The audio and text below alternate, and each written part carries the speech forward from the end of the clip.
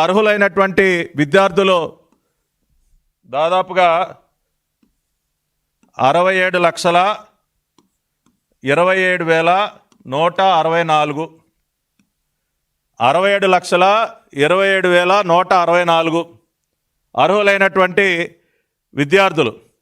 So ఆనాడు జగన్ రెడ్డి భారతిరెడ్డి ఇచ్చిన హామీ ప్రకారం సంవత్సరానికి 15,000 చొప్పున 10,000 కోట్ల రూపాయలు 10,000 కోట్ల రూపాయలు జగన్మోహన్ రెడ్డి తల్లుల ఖాతాల్లో వేయాలి.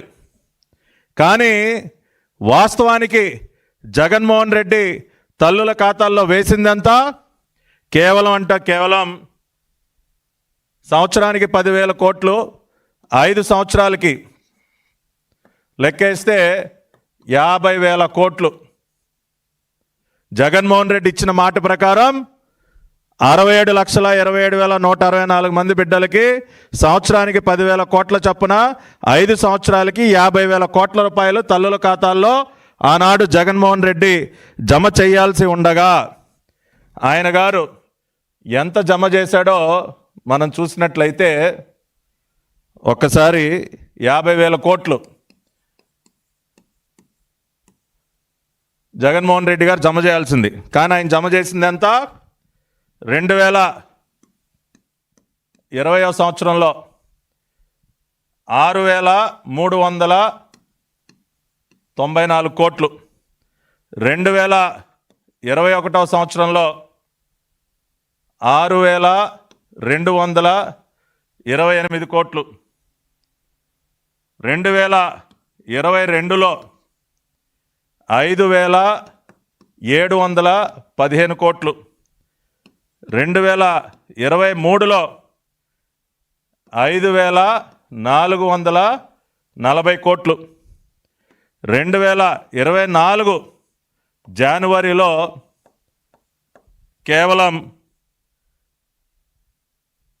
45 కోట్లు,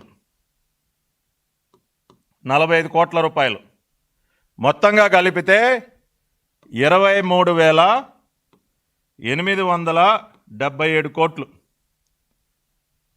మీరు చూసినట్లయితే ఇవ్వాల్సింది ఎంత? జగన్మోహన్ రెడ్డి ఇచ్చిన మాట ప్రకారం 50,000 కోట్ల రూపాయలు ఇవ్వాలి. కానీ ఇచ్చిందంతా జగన్మోహన్ రెడ్డి 2019-24 మధ్య కేవలం 23,877 కోట్లు. అంటే సుమారు 26,000 కోట్ల రూపాయలు రాష్ట్రంలో ఉన్నటువంటి తల్లులకి యగనామం పెట్టినటువంటి ఘనుడెవరు? జగన్మోహన్ రెడ్డి. ఏమయ్యా జగన్ రెడ్డి, ఈ లెక్క కరెక్టే కదా?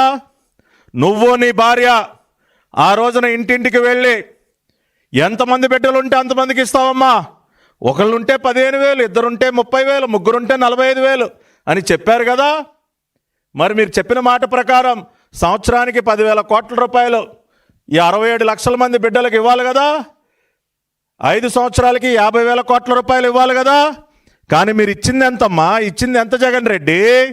23,877 కోట్లు ఇచ్చి చేతులు దులుపుకొని 26,000 కోట్ల రూపాయలకి రాష్ట్రంలో ఉన్నటువంటి తల్లులందరినీ కూడా మోసం చేసి ఇవాళ నిస్సిగ్గుగా మీరు మాట్లాడతారా? కొద్దిగా అన్నా సిగ్గుండాలి కదా. రాష్ట్రంలో ఉన్నటువంటి తల్లుల్ని 26,000 కోట్ల రూపాయలకి ముంచి ఇవాళ నిస్సిగ్గుగా మీరు మాట్లాడుతూ ఉన్నారు.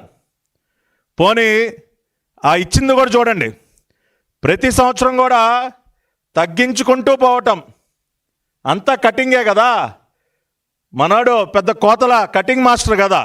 మీరు చూస్తే కనుక మొదటి సంవత్సరం 6,349 కోట్లు ఇస్తే అది కాస్త రెండవ సంవత్సరానికి వచ్చేసరికి 6,228 కోట్లకు పడిపోయింది.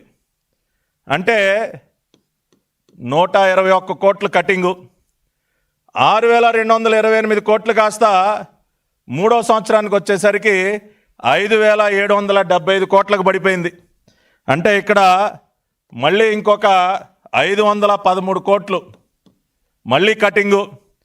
5,775 కోట్లు నాలుగో విడతకు వచ్చేసరికి 5,540 కోట్లకి 5,540 కోట్లకి పడిపోయింది. అంటే మళ్ళీ ఇంకొక 175 కోట్లు కటింగు. అంటే ఇస్తానన్నది ఇవ్వకుండా మళ్ళీ పథకం అమలైన దగ్గర నుంచి కూడా 5 సంవత్సరాలకు ఇవ్వాల్సింది 4 సంవత్సరాలు ఇచ్చాడు, 1 సంవత్సరం ఎగ్గొట్టాడు. మొదటి సంవత్సరం 6,349 కోట్లు, రెండో సంవత్సరం 121 కోట్ల కటింగ్ 6,228 కోట్లకు చేశాడు.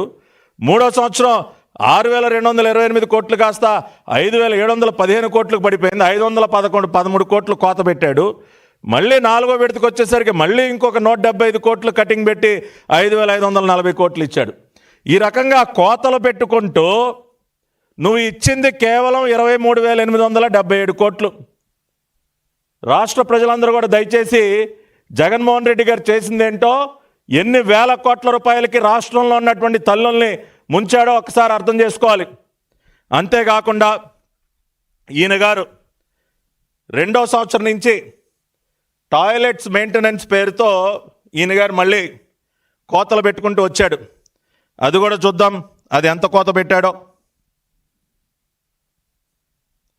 దాదాపుగా ప్రతి సంవత్సరం కూడా కొన్ని వందల కోట్ల రూపాయలు కోత పెట్టి కనీసంగా ఏమాత్రం కూడా అభివృద్ధి చేయలేదు.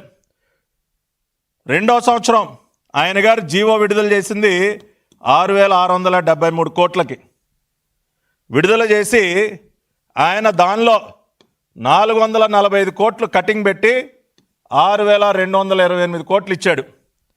మూడో సంవత్సరం ఆయన విడుదల చేసిన జీవో 6,595 కోట్లకి, దానిలో 880 కోట్ల రూపాయలు కటింగ్ పెట్టి 5,715 కోట్ల రూపాయలు ఇచ్చాడు.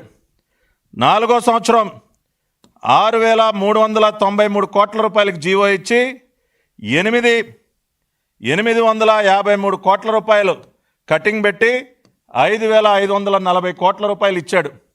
అంటే టోటల్ కటింగ్ మీరు చూసినట్లయితే దాదాపుగా ఈ 3 సంవత్సరాలు కలిపి 2,178 కోట్లు, 2,178 కోట్ల రూపాయలకి కోత పెట్టాడు టాయిలెట్ మెయింటెనెన్స్ పేరుతో.